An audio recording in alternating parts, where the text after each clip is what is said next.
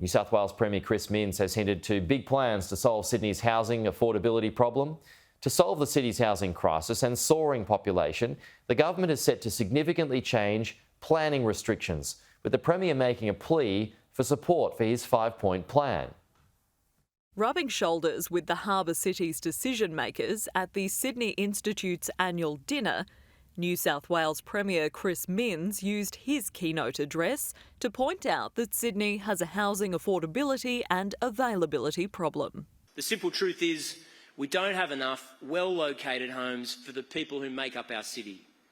If we're going to tackle this crisis, our city is going to have to change.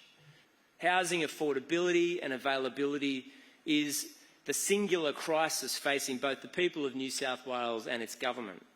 With the dream of home ownership slipping out of reach for many people and more residents experiencing rental stress than ever before, Minns has always promised to deliver, and he has hinted that planning and development reform is in the pipeline, explaining the 5 key points that are driving the government's thinking.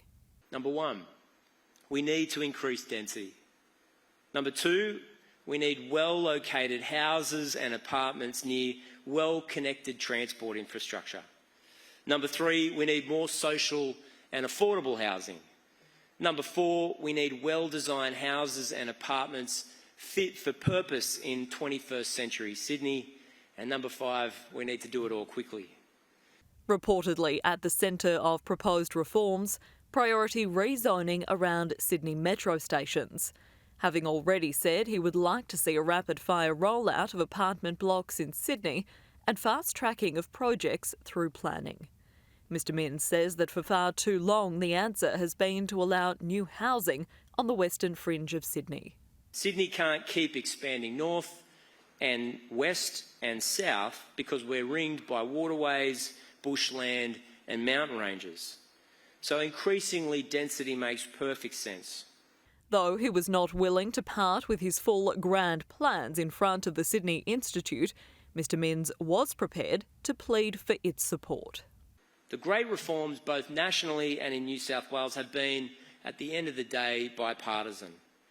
And that's why tonight I want to make a big and open offer to the New South Wales opposition to come in, to be briefed on our reforms when they're ready, not just on the front page of the Herald, and come on board with the idea of more density and more supply for Sydney.